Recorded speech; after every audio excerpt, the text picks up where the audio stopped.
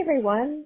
Today is Wednesday, August 28th, 2024, and my name is DeAna L., and I am a recovered Al-Anon and will be leading this meeting today. We want to welcome everyone to our Al-Anon Big Book Recovery meeting. This is a step speaker meeting that meets every Wednesday night at 5:30 p.m. Pacific Standard Time, 8:30 p.m. Eastern Standard Time. We will study the 12 steps by using the precise instructions out of the Big Book of Alcoholics Anonymous as they relate to us as Al-Anon. Let's get our meeting started. And this is the original AA preamble written by the AA Grapevine, describing the fellowship in 1940. We study the preamble with an open mind and open heart to consider how it applies to Al-Anon. This helps us to stay focused on the message of recovery the pioneers intended while observing the traditions in action. Through the actions taken based on the instructions of the basic text, we comprehend what the pioneers meant when they described the membership of AA, which is that they worked a program of recovery and they no longer drank. In our case, we no longer obsessed over the alcoholic. Through continuous action and study of these principles, the understanding of the value of the original preamble reveals itself. We ask for your humble consideration of our sincere admiration of the pioneers of Alcoholics Anonymous. The simple hope is that we of Al-Anon will grow into the same clarity and unity that birthed the original 12-step fellowship, because without them, after all, none of us would be here. The original AA preamble. We are gathered here because we are faced with the fact we are powerless over alcohol and unable to do anything about it without the help of a power greater than ourselves. We feel that each person's religious views, if any, are his own affair. The simple purpose of the program of Alcoholics Anonymous is to show what may be done to enlist the aid of a power greater than ourselves, regardless of what our individual conception of that power may be. In order to form a habit of depending upon and referring all we do to that power, we must first apply ourselves with some diligence. By often repeating these acts, they become habitual and the help rendered becomes natural to us. We have come to know that as alcoholics, we suffer from a serious disease for which medicine has no cure. Our condition may be the result of an allergy which makes us different from other people. It has never been permanently cured by any treatment with which we are familiar. The only relief we have to offer is absolute abstinence, the second meaning of AA. There are no dues or fees. The only requirement for membership is a desire to stop drinking. Each member squares his debt by helping others to recover. An Alcoholics Anonymous member is an alcoholic who, through the application of and adherence to the AA program, has forsworn the use of any and all alcoholic beverages in any form. The moment he takes so much as one drop of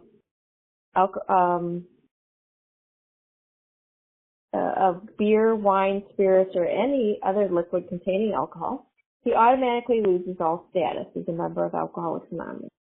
AA is not interested in sobering up drunks who are not sincere in their desire to stay sober for all time. Not being reformers, we offer our experience only to those who want it. We have a way out on which we can absolutely agree and on which we can join in harmonious action. Rarely have we seen a person fail who has thoroughly followed our program. Those who do not recover are people who will not or simply cannot give themselves to this simple program. Now, you may like or not like the program, but the simple fact remains is that it works, and we believe it's our only chance to recover. There is a vast amount of fun included in the AA fellowship. Some people might be shocked at our seeming worldliness and levity, but just underneath there lies a deadly earnestness and a full realization that we must put first things first And with each of us, the first thing is the solution to our alcoholic problem. To drink is to die. Faith must work 24 hours a day in and through us or we perish. In order to set our tone for this meeting, I ask that we bow our heads in a few moments of silent prayer and meditation, followed by the serenity prayer.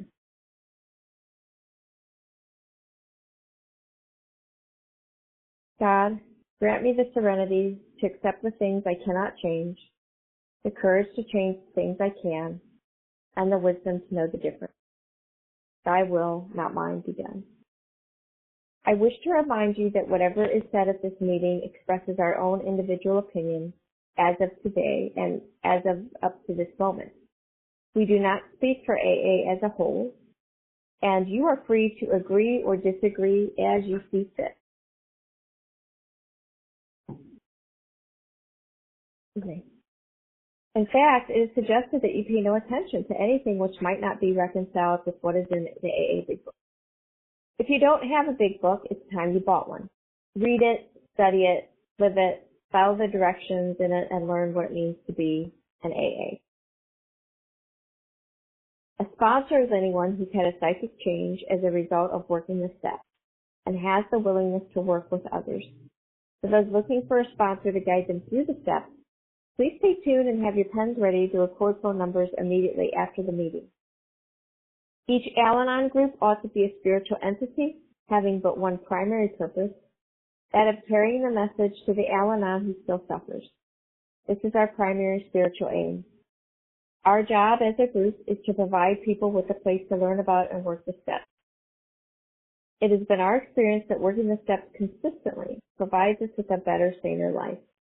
We consider all else to be an outside issue. This includes personal problems. The proper venue for sharing such problems is with the sponsors. This is, after all, where real recovery takes place, in working the steps with a sponsor. We are just so glad we are all here, and we are all here because we're not all there. There will be a period of fellowship after the meeting.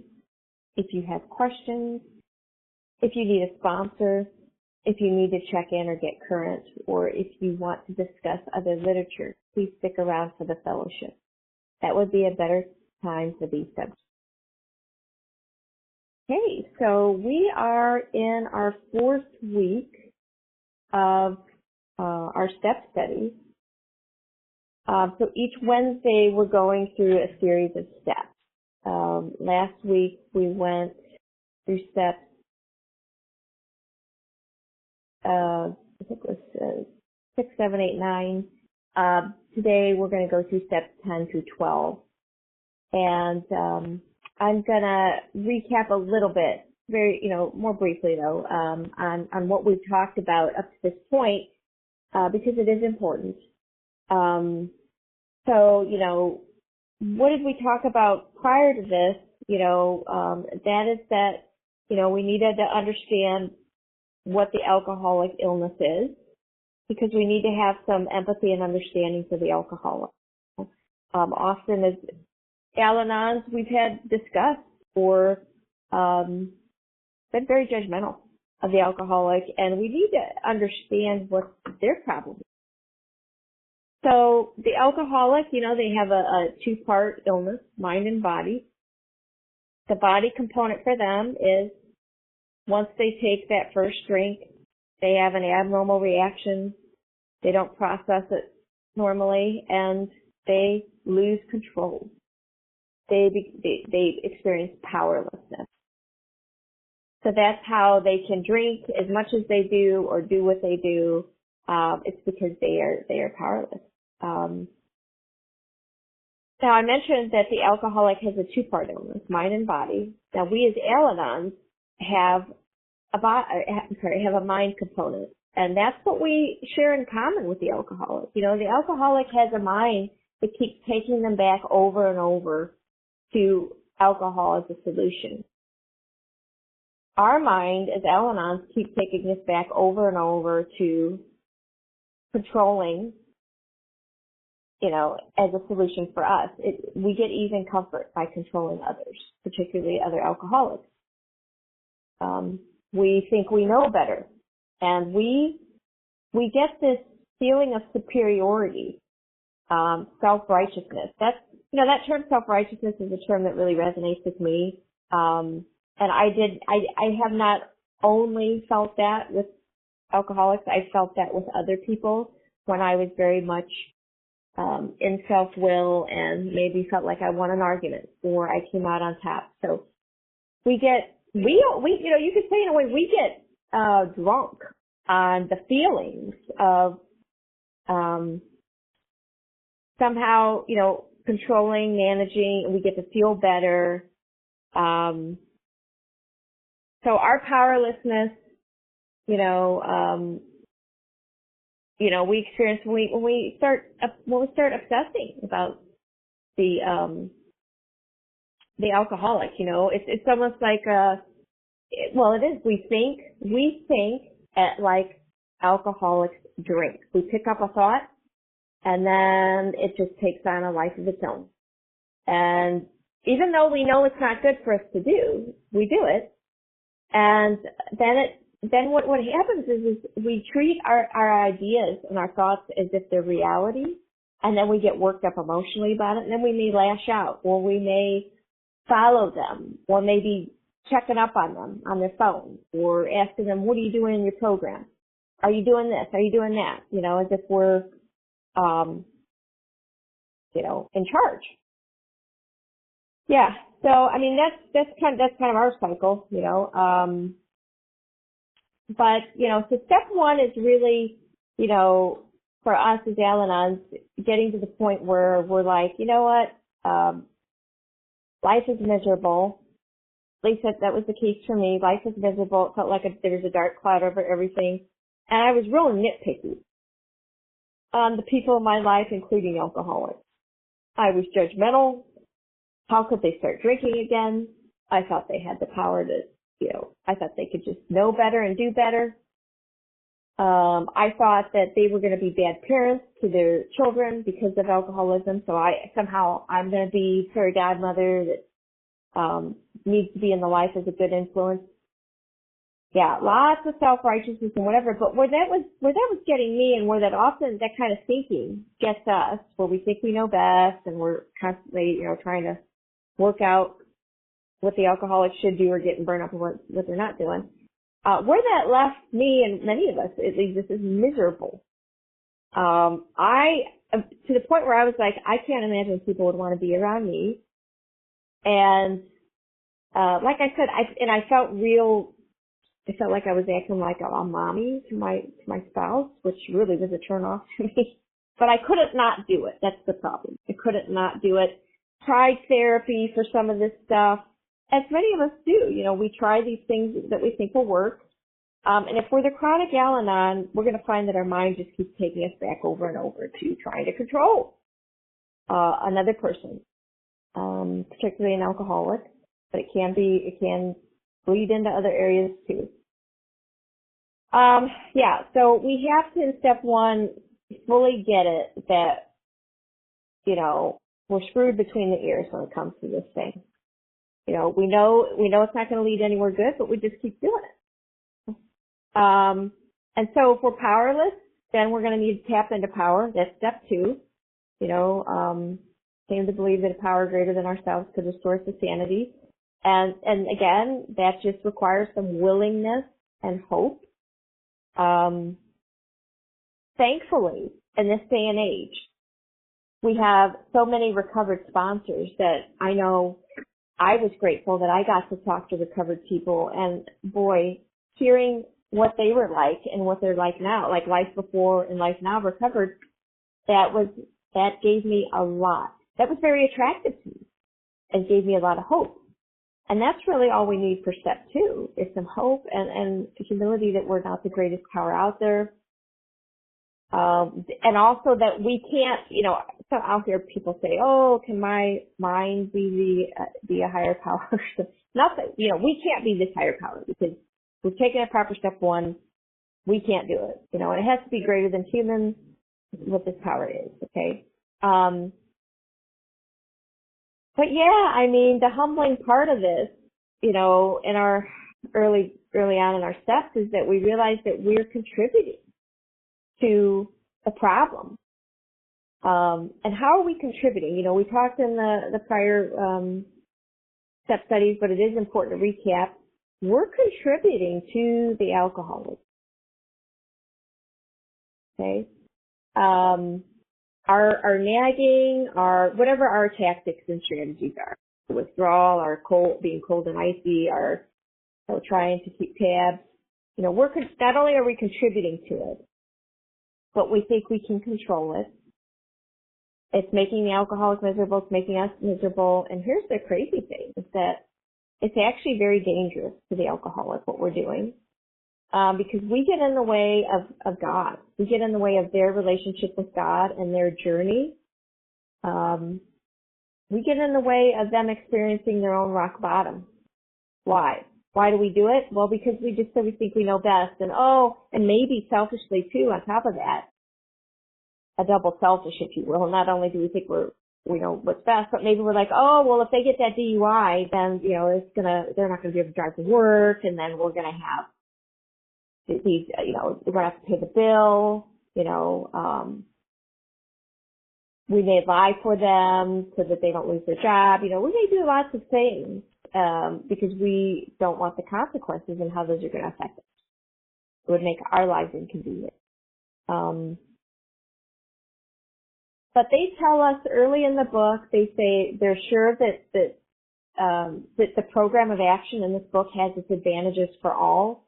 So that means when you read this book and you see the word alcohol, alcoholic, and drink, yes, this has helped alcoholics get well, but if it's got the advantages for all, that means the family can get well. That means loved ones of alcoholics can get well. So we get a lot of hope there. And so what do we get out of, you know, being with the alcoholic or seeking out these people or fixating on them? What do we get out of it? You know, because like the alcoholic, they get ease and comfort. And in fact, I think I'll start there. Let's just kind of see what alcoholics get out of alcohol. So what I'm going to do is I'm going to read the 9-step promises, which are on page 84. And I'm going to change the wording a little bit. It says, if we're painstaking about this stage of our development, we will be amazed before we're halfway through. When an alcoholic drinks, they're going to know a new freedom and a new happiness. When an alcoholic drinks, they don't regret the past nor wish to shut the door on it. When an alcoholic drinks, they comprehend the word serenity and will know peace. When an alcoholic drinks, the feelings of uselessness and self-pity disappear. So, I mean, these are so, you know, an alcoholic, when they get something out of it, you know, but even when they want to stop and really mean it, they can't. Us as Al-Anons, you know, we can be very self-righteous and say, oh, well, you know, we're not as bad as the alcoholic, you know, they drove drunk and, you know, hit something, damaged property, or maybe they hurt people. Or maybe the alcoholic, you know, I don't know, went to prison, or just whatever we might think is just terrible that we're going to one up and say we didn't do that. We are very sick ourselves. And in a way, we're really twisted because we think that we can control someone who's sick, when we ourselves are sick. So, we're really good at pointing fingers at others. So, what do we get out of this? You know, what do we get out of controlling and managing others and seeking out the alcoholics? We get to feel better than that. We get to say, I'm not the sick one. You know, I didn't do this, that, or the other. And we get to get drunk on those feelings of self-righteousness and that we're right. You know, it's like this validation. And it's like we're walking around with like an empty bucket and we just want to fill that bucket with some kind of, you know, place your ballot that I'm okay, that I'm good enough. And what we do is we set ourselves apart, we judge others. We're looking for evidence of how we can be better, or we rush in and try to take control because we know best. So yeah, those are all the things we do. So I digressed a little bit there, but so then step 3 is we ask someone to to help us, recovered sponsors. We ask them to help us because, up to, when we get to step 3, that's where we're going to turn our will and our life over to a power greater than ourselves, the decision. We realize that our best thinking is not taking care of this problem. I know when I got to step 3, my sponsor said, hey, how well is that controlling the alcoholic working for you? Are you able to not resent them? Are you able to not think about what they're doing? Not, and for me, I couldn't, I couldn't do that. I was fixated on people's drinking that weren't alcoholics and also people in my life that were alcoholics, they're drinking. I didn't like it, and I, had comments about it and thoughts, and I was very judgmental. So I knew I was screwed, and that's kind of, step 3 is, hey, my way isn't working. There's another way. I'm gonna move forward with that. And step 3, it's understood that you'll be moving forward with the sponsor if not already, and we're gonna launch into action now.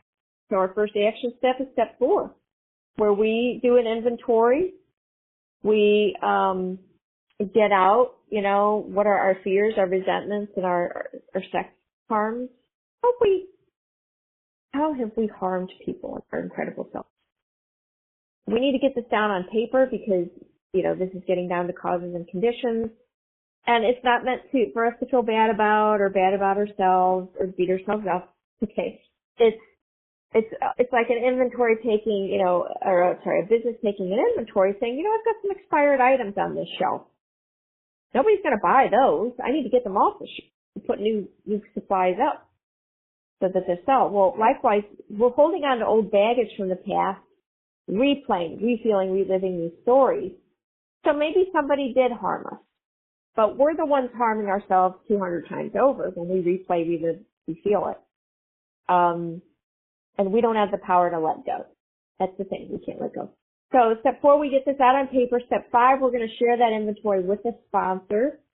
And we're going to learn some things about ourselves. We're going to learn about our defects of character and how we've shown up in life. Get a different perspective on things.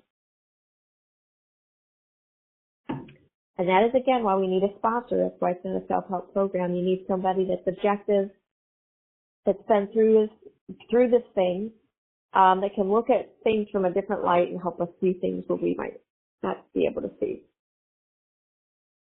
Step 5 is pretty powerful. A lot of us feel a sense of relief once we share some of those things off the inventory. And these are things, we're probably not real proud to share. But regardless, it tells us in the book that if we don't, share these with someone in step 5 and we think, oh, I'll just take it to God, we're not going to get recovered. So we're going to have to take that humbling step. Again, a sponsor's not there to judge us. It's just there to help us see our part where we can't.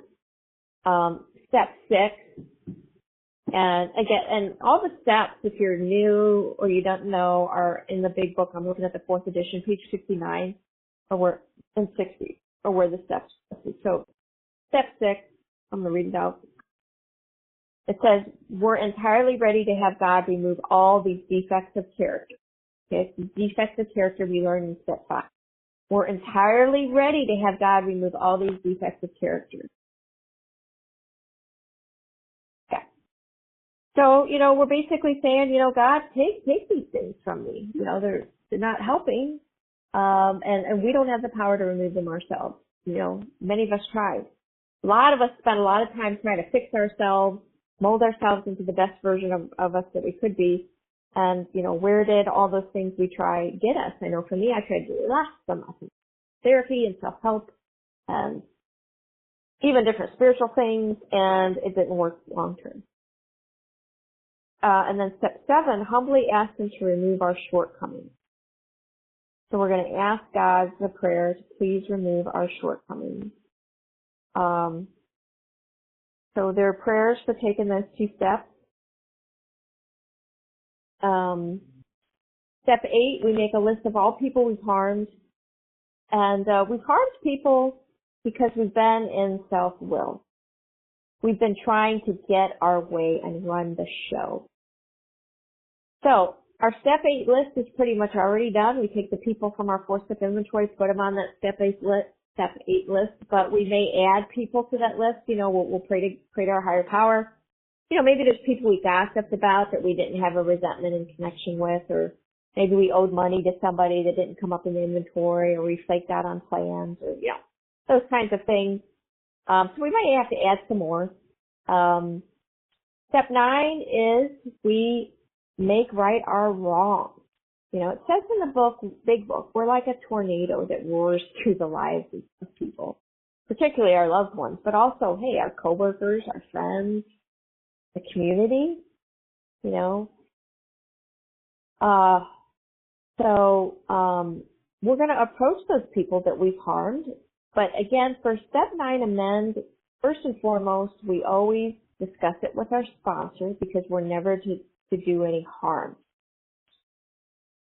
So we discuss it with a sponsor first, and we also pray about it and talk to our higher power about it.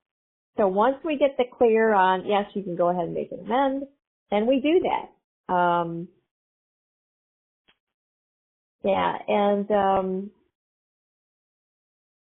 There's some requirements though, and what I want to say is we don't just pile through and try to get all our amends done, like in a selfish rush to say, oh, wow, I'm taking action, just got to get these done.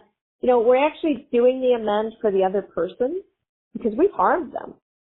And yes, we get a spiritual payoff by doing it because it's part of our program, but we have to meet certain conditions in order to make an amends. We have to have a sincere desire to right the wrong. We have to have forgiven that person. I know for me, it was real hard for me to forgive an alcoholic in my life for something they did. They harmed another family member, and they did something that I classified as unforgivable. If not for this program, I would have cut them out of my life entirely. I would have just written them off. But boy, I would have been so sick, obsessed about it. And so, if we work this program day by day by day, God works on us, and He enters our heart and mind in a way in which people that maybe we had on our step 8 amend list that maybe we had checked off, we're never going to make an amend because maybe that's the way we felt in the beginning. God helps. And I know for me, I was able to make an amend that if you'd asked me when I first put it down on paper, I'd have been like, I just don't see how. And that's the thing. Of course I can't see how. I'm not God. I'm not, this being greater than me. But God worked on me, and it's nothing short of a miracle. So that's what happens. But when we make an amend, we start off with someone easier. Usually, a spouse or family that's closer that, we're pretty sure, it doesn't feel as scary. Let's put it that way. Here's the thing. Once we make that first amend, we're considered recovered. We may not feel, like this huge what, but that's the case, and some people may, but we're considered recovered. And, it's an awesome thing, some of the scarier steps give us a big payoff. And again, if you're reading through the steps ever and maybe you're new and you're like reading step 9 and thinking, oh no, gotta make an amends. Just remember, we feel differently by the time we get to step 9. We're actually given promises that when we take action, we're going to feel differently. And so, I'm going to read this now actually. And I read it earlier for alcoholics, but I'm going to share this with you. Once we work our step 9 and make that first amend, it says, if we are painstaking about this phase of our development, we will be amazed before we are halfway through. We're going to know a new freedom and a new happiness. We will not regret the past, nor wish to shut the door on it. How awesome is that? We will comprehend the word serenity, and we will know peace. How many of us are just, thinking, is peace even possible? Because our mind was just, going round and round. It says, no matter how far down the scale we have gone, so in other words, no matter whatever crazy stuff we've done, we will see how our experience can benefit others. That feeling of uselessness and self-pity will disappear. We will lose interest in selfish things and gain interest in our fellows. Self-seeking will slip away. Our whole attitude and outlook upon life will change. Fear of people and economic insecurity will leave us. We will intuitively know how to handle situations which used to baffle us. We will suddenly realize that God is doing for us what we could not do for ourselves. Yeah. So once we make that first amend, we jump right into step 10.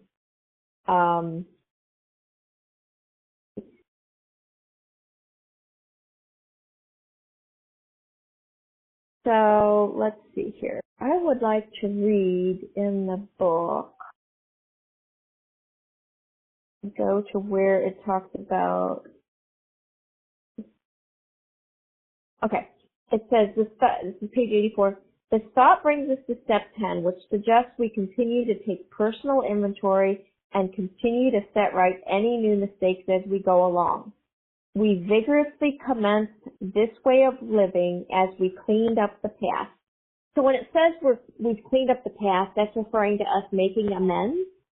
So once we make that first amend in our step 9, when we step 9 is first amend, we don't just try to keep making amends and not move forward in the program. It says we go right into working step 10, and we're going to make amends as we go along.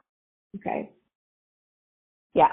And notice it says we vigorously commence this way of living. So we got to get right into it. We don't have time to wait. Our illness centers in our mind. It says we have entered the world of the spirit. In other words, we're living one day at a time, and we're connecting with God and asking God what's the next right thing to do. Our next function is to grow in understanding and effectiveness. So how do we grow in understanding and effectiveness? Well, it's by working these steps day by day. We're learning. So think about when you learn something. I myself have the characteristic of perfectionism, so I like everything to be smooth sailing and let me know what everything looks like in advance so I can come out looking good. Life just doesn't work that way, okay? If we're going to grow and understand and effectiveness, it means we're probably going to, so there's going to be some learning, might be a little discomfort, this is new territory, might get some feedback from our sponsor, oh, you need to clean up that 10 step, or you can do this, you got to do this way, whatever. But we're willing to grow, we become better when we do it. And that's the willingness we need to have. It says this is not an overnight matter. It should continue for our lifetime.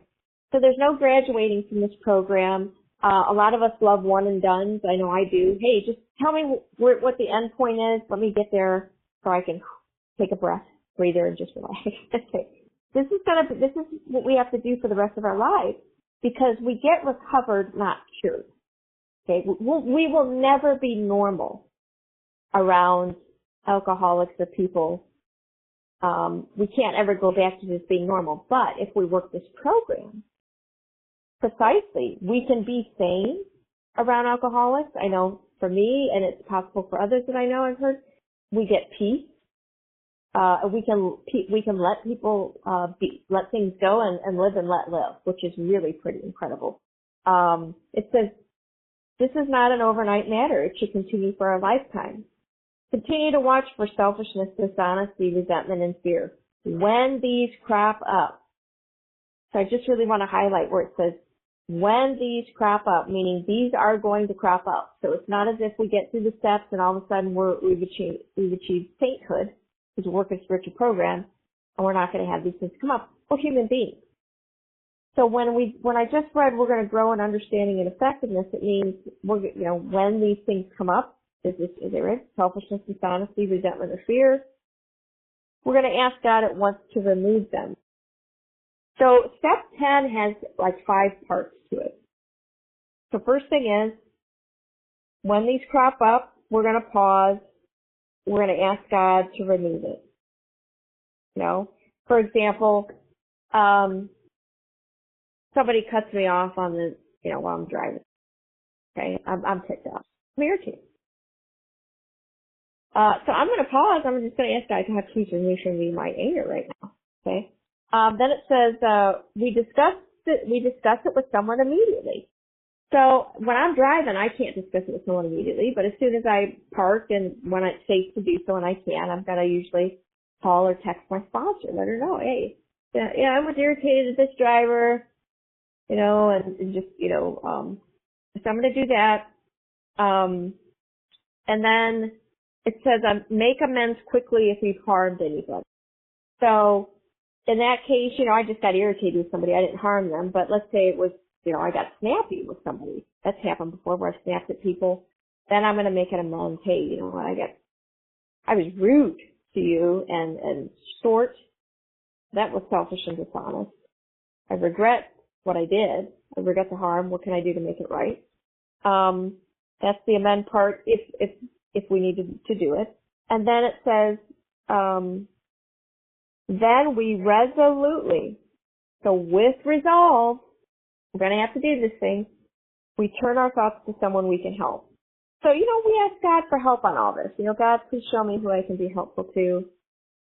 That's very, very, all parts of step 10 are important, but that's important, especially because when we get out of self and help others, turn our attention to helping someone, and usually God will put on our heart and mind who'd help, we get out of ourselves and the story we were telling ourselves. Like for me, that son of a gun cut me off. I could have had an accident, and then blah, blah, blah, and the whole story, that bit, it lessens, and then it's lifted, and higher powers time away. So if I've helped somebody and then I'm still kind of irritated or irked about it, well, then I'm going to help people some more. At the end, it says love and tolerance of others is our code. Okay? So I used to be, I certainly wouldn't say I was a road rager, but I could get pretty worked up sometimes when I was trying and give people some unfriendly sign language. Or, I've driven up on somebody, kind of tailgated them. Not good stuff. I don't get away with that now. Because and frankly, I don't want to have to make an amend over it. So, but I have more sanity and I'm more able to pause because I work this program, So, are we perfect at this? No, there's been times where maybe I've said some things I shouldn't have said, let's say to my husband. Maybe I made a sarcastic comment. Maybe I made a comment that was judgmental. But when I work this program, the difference is right away I feel it. It's like, whew. It's like, that's what I'm called for. And so, because I'm connected to God, I'm working this program. And what I do is I talk to God and I'm like, oh my gosh. Okay. I pause, I take some breaths, and, I make an amends as soon as possible, to him, hey man, I got sarcastic with you. You didn't deserve that. That was my own selfishness and dishonesty. I regret the harm that I caused. What can I do to make it right? That's how we clean up the wreckage of the present. So amends is doing the past. Step 10 is cleaning up the present. So as Al-Anon, some people might, because I get asked this sometimes, it's like, wait a minute, we're helping people as part of step 10. Well, that's what got me into trouble, is I was helping people. Well, when we get recovered, we're helping people from a place of spiritual connection, We're tapped into power. We ask God, who do we help and how? That's different. The motive is different too. We're not doing it for selfish reasons. We're doing it so that, we're doing it because it's our direction, okay? But we're not like selfishly rushing into, let me do that for you, or, hey, did you do this, well, we're quote unquote helping, but we're not helping, we're stepping on toes. So we learn how to actually be helpful in a spiritually connected way and without selfish motive working this program. Again, we don't ever achieve sainthood. We do fall short sometimes, but we make right our wrongs and we learn. So, step 10 is really key. So to stay recovered, we're going to have to work steps 10, 11, and 12 daily. Back to our amends, we may have people that come up that we remember that we owe an amend to, that maybe we forgot about. Oh my gosh, I'm remembering this instance when I was a kid where I was really rude to this person. I said some things I shouldn't have. Those things will come up, and if we can reach, contact the person and make an amend. Of course, after we've discussed it with our sponsor and prayed about it, we do that. So we don't worry about that. We just, get into action here. So if we do our step 10, we get some amazing promises. But I'm going to read this next part. This is from 84 to 85. It says, it's easy to let up on the spiritual program of action and rest on our laurels. We are headed for trouble if we do. For Al-Anon, for controlling others is a subtle foe. We are not cured of controlling others. What we really have is a daily reprieve contingent on the maintenance of our spiritual condition. Every day is a day when we must carry the vision of God's will into all of our activities. How can I best serve thee? Thy will, not mine, be done. These are the thoughts which must go with us constantly. We can exercise our willpower along this line all we wish. It's the proper use of the will. So it's easy for us to rest on our laurels, especially when things are going good, but we have to remember that we're just getting a daily reprieve here. If we get lazy in our program, we will go back into the insanity, start to want to control the alcoholic and others. Step 11 is sought through prayer and meditation to improve our conscious contact with God as we understood Him, praying only for knowledge of His will for us and the power to carry that out. So the directions for step 11, page 85 and 86, says when we retire at night, we constructively review our day. Were we resentful, selfish, dishonest, or afraid? Do we owe an apology? Have we kept something to ourselves, which should be discussed with another person at once? Were we loving and kind toward all? What could we have done better? Were we thinking of ourselves most of the time? Or were we thinking of what we could do for others, of what we could pack into the stream of life? But we must be careful not to drift into worry, remorse, or morbid reflection, for that would diminish our usefulness to others. After making our review, we ask God's forgiveness and inquire what corrective measures should be taken. So step 11 has 3 parts to it. What we do on awakening, what we do in the middle of the day, or during the day, I should say, not in the middle, throughout the day, and then at night. So at night, we're basically kind of combing through our day, doing a little meditation with God, and just, hey God, how did I show up today? Did I miss any 10 steps? Was I thinking about myself most of the time? And this isn't to beat ourselves up, it's just to be aware. And at the end, we're going to ask God, what corrective measures we should take. It says, on awakening, let us think about the 24 hours ahead. We consider our plans for the day. Before we begin, we ask God to direct our thinking. So right when we get up, we want to be asking God, please direct my thinking. It says, especially asking that it be divorced from self-pity, dishonest, or self-seeking motives. So, self-pity, that's woe is me. Dishonest, I didn't know what dishonesty was. I thought it was a straight out lie, but dishonesty is judging others, having expectations of them. Self-seeking, that's where we're playing the good guy, the savior, protector, and then the other guy is the bad guy, the perpetrator. And it's also us playing God, thinking we know best. Excuse me. So we ask God that our thinking be divorced of those. It says, under these conditions, we can employ our mental faculties with assurance. So we can actually, we do actually get our will back, but we're tapped into power now. So things are going to go a bit better. It says, after all, God gave us brains to use. Our thought life will be placed on a much higher plane when our thinking is cleared of wrong motives. So we'll go right back into those self-seeking, selfish motives if we don't work steps 10, 11, and 12 every day. We can't just work 10 and then be lax on 11 or 12, or work one of those and be lax on the other. We're going to have to work them all. In thinking about our day, we may face indecision. We may not be able to determine which course to take. Here we ask God for inspiration, an intuitive thought or decision. We relax and take it easy. We don't struggle. We are often surprised how the right answers come after we've tried this. So I know for me, I used to get paralyzed with indecision if I had a lot of choices coming at me, and I would freeze. I wouldn't, and I'd procrastinate. Here, when we're working this program, tapped into power, God gives us the focus, the energy that we need. We're communicating with our sponsor, doing our 10 steps. So I know for me, I don't get paralyzed with indecision. I just ask God, hey, what's the next right thing that I can do? Let's say I've got something that has 30 parts to it. And in the past, I'd get overwhelmed. I just pause.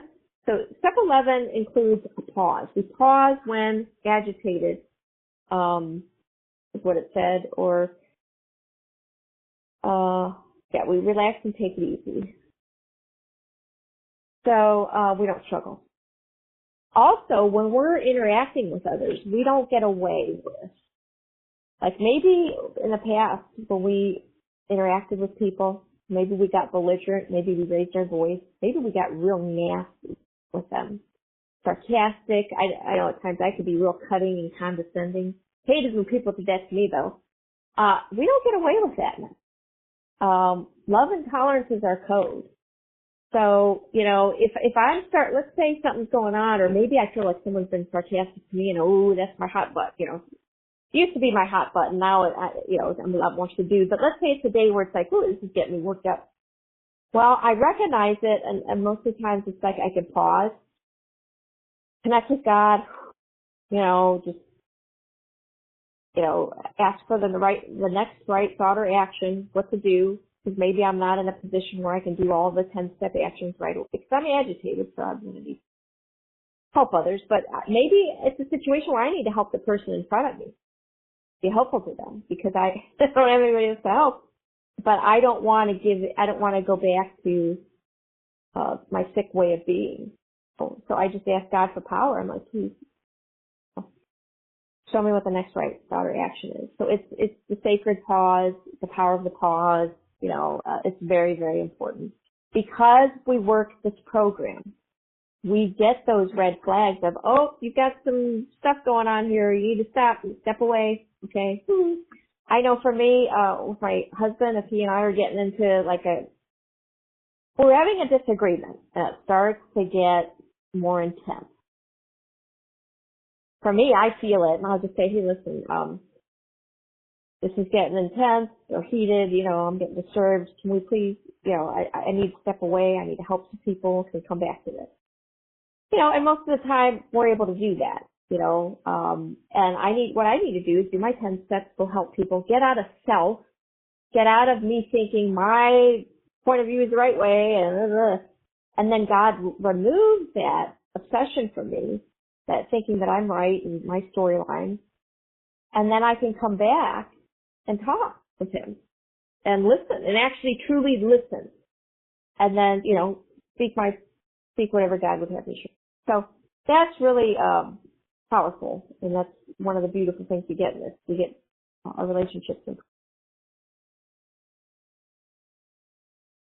It says on 87 to 88, we usually conclude the period of meditation with a prayer that we be shown all throughout the day what our next step is to be, that we be given whatever we need to take care of such problems. We ask especially for freedom from self-will and are careful to make no requests for ourselves only. We may ask for ourselves, however, if others will be helped. We are careful never to pray for our own selfish ends. Many of us have wasted a lot of time doing that, and it doesn't work. You easily see why. As we go through the day, we pause. I skipped ahead, okay. As we go through the day, we pause. When agitated or doubtful, we ask for the right thought or action. We constantly remind ourselves we're no longer running the show, humbly saying to ourselves many times each day, thy will be done. We are then in much less danger of excitement, fear, anger, worry, self-pity, or foolish decisions. We become more efficient.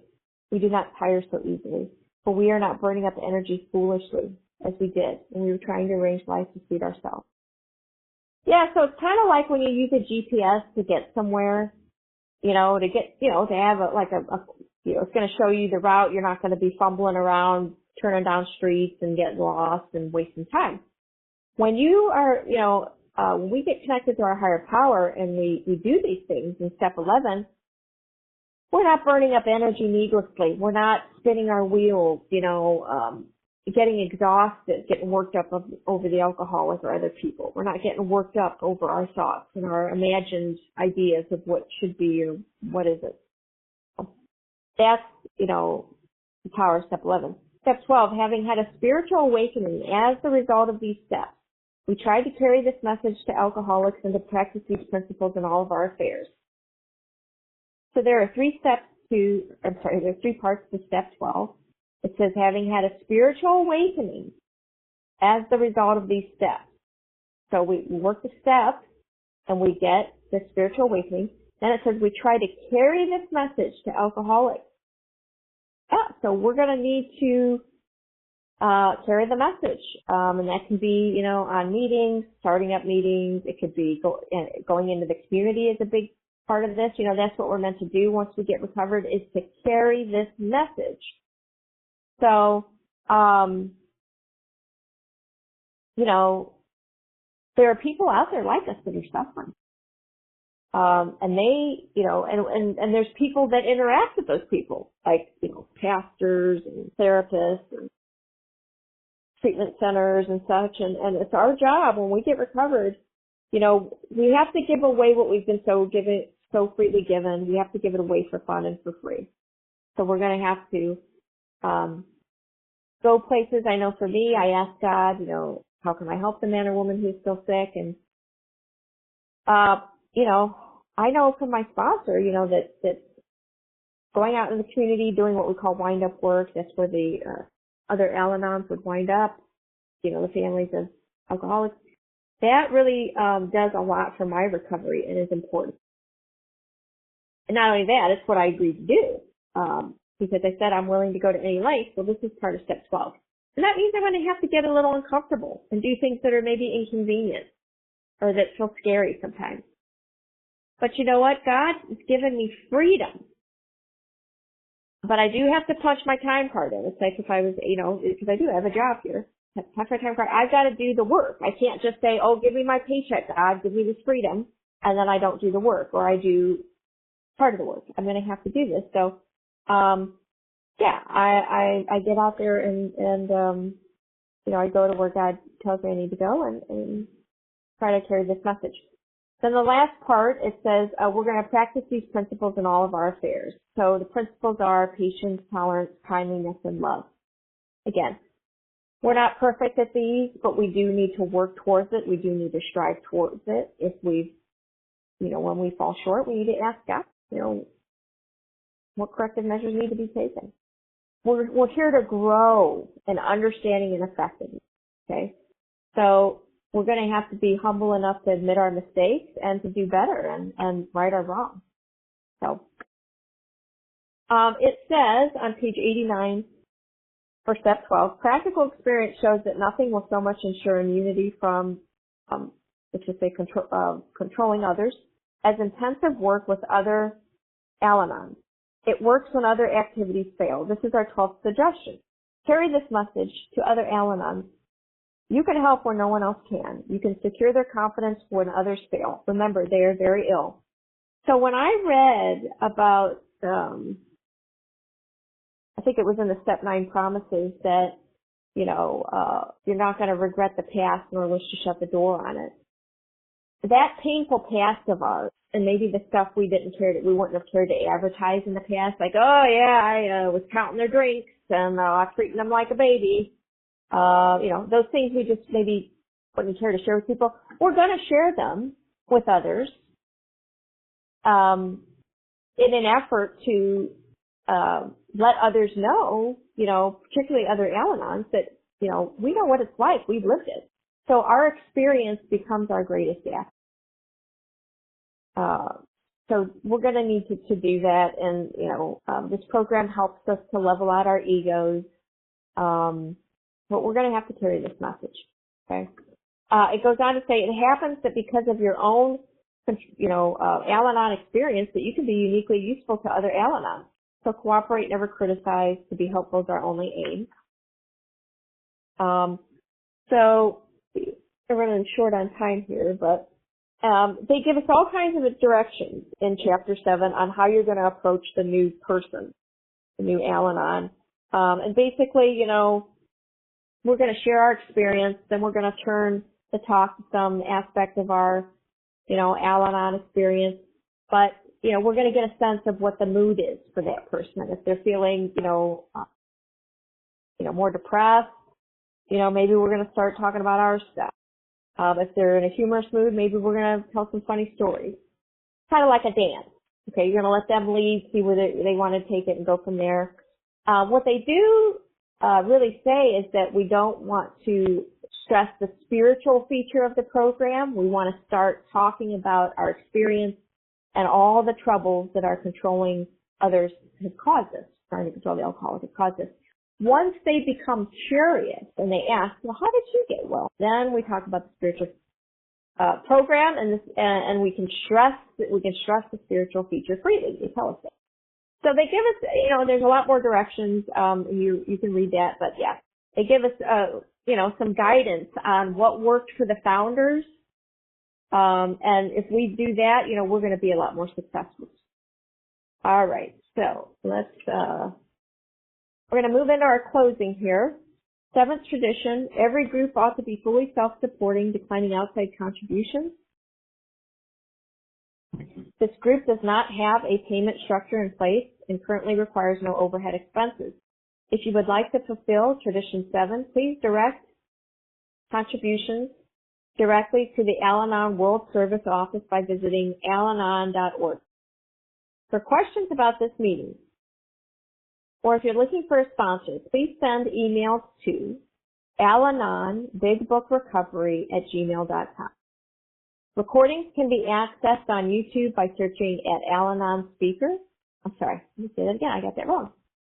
Recordings can be accessed on YouTube by searching at Al-Anon Step Speaker in the YouTube search box. Apparently I can't talk to it. If you are interested in other Al-Anon meetings that follow the Big Book, please visit www.alanonbigbooksolutiongroup.org. Reading from the Big Book, page 164. Our book is meant to be suggestive only. We realize we know only a little. God will constantly disclose more to you and to us.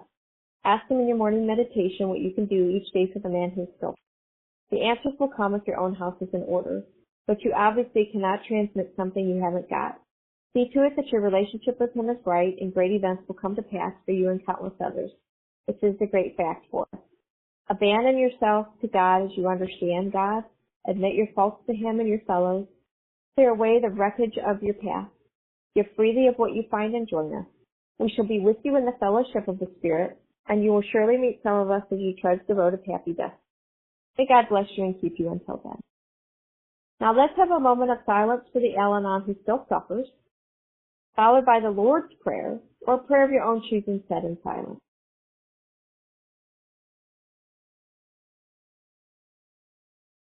Prayer. Our Father, who art in heaven, hallowed be thy name.